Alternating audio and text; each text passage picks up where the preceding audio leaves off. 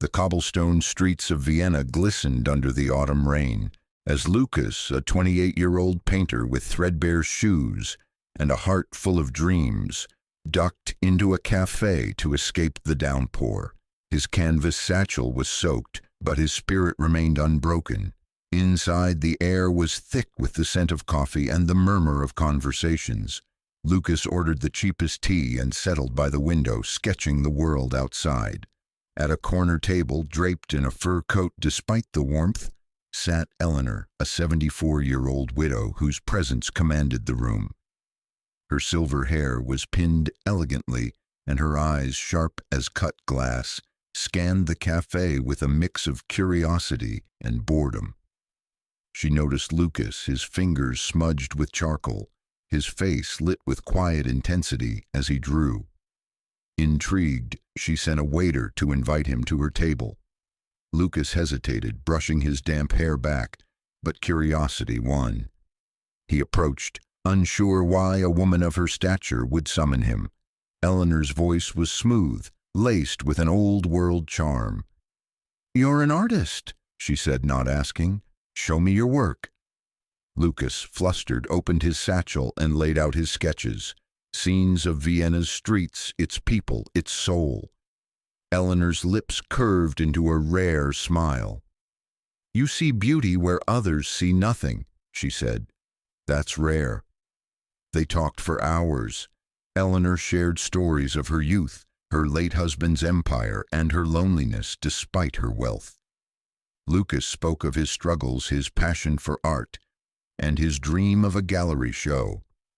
By the time the cafe closed, Eleanor had made him an offer: paint a portrait of her, and she'd pay handsomely.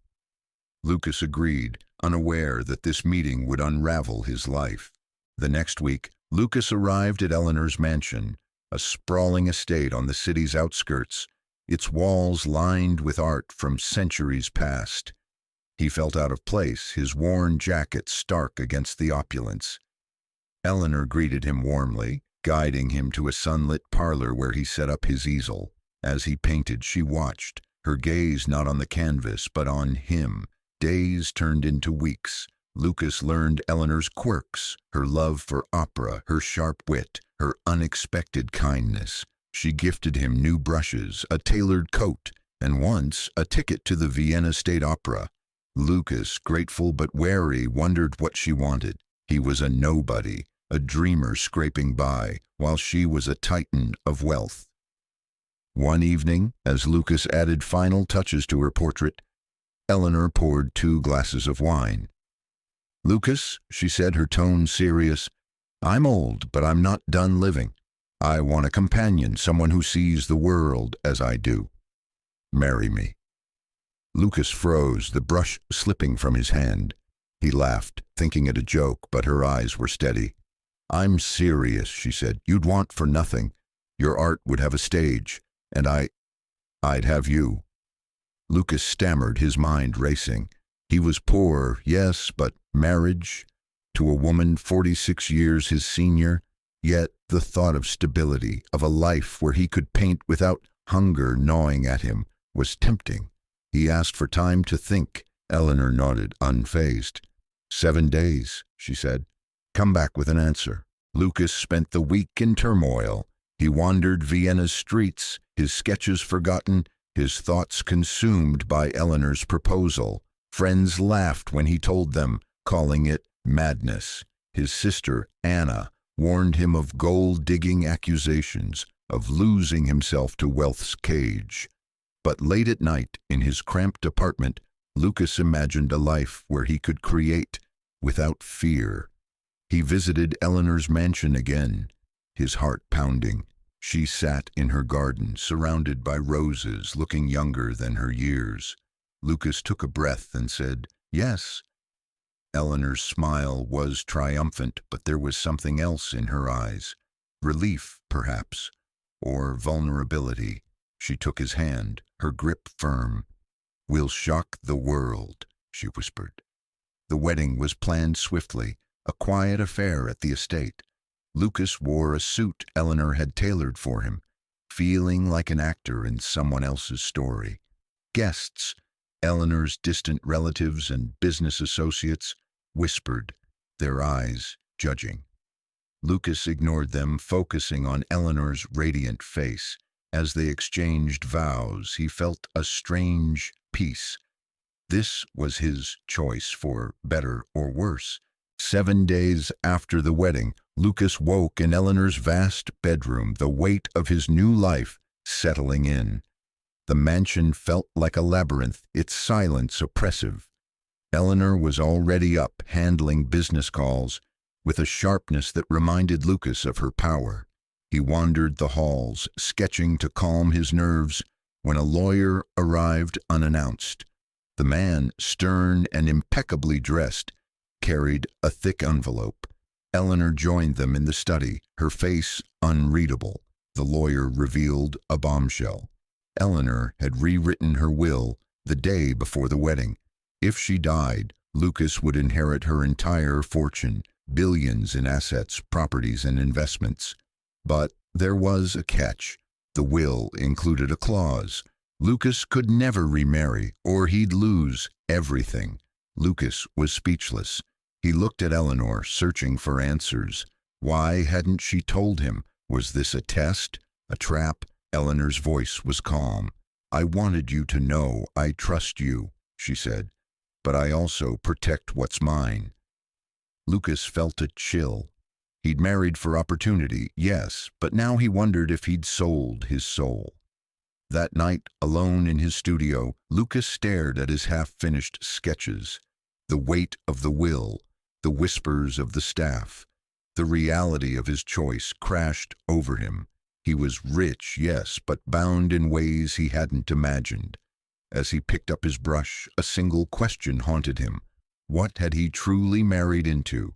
Months passed, and Lucas struggled to find his place. Eleanor was vibrant, pulling him into her world of galas and boardrooms, but he felt like a prop, a young artist on display. He painted less, his creativity stifled by the mansion's grandeur and the will's shadow. Eleanor noticed her patience thinning. You wanted this, she'd say, her voice sharp. Act like it. Rumors swirled in Vienna's elite circles. Was Lucas a gold digger? Was Eleanor losing her mind? Anonymous letters arrived, accusing Lucas of manipulating her.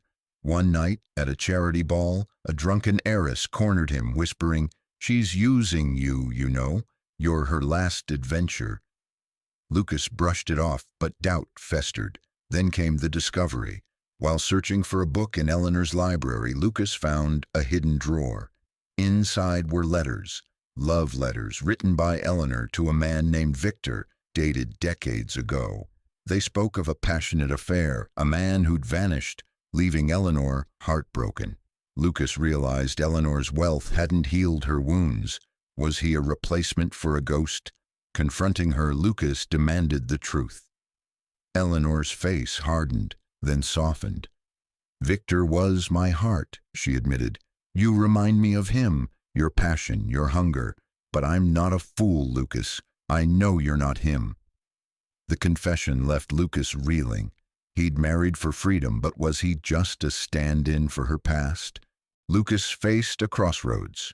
He could stay, bound by wealth and Eleanor's will, or leave, reclaiming his soul but losing everything. He spent nights in his studio, painting furiously, rediscovering the fire he'd lost. His new works were raw, chaotic, a mirror of his turmoil. Eleanor, seeing them, softened. You're still you, she said almost sadly.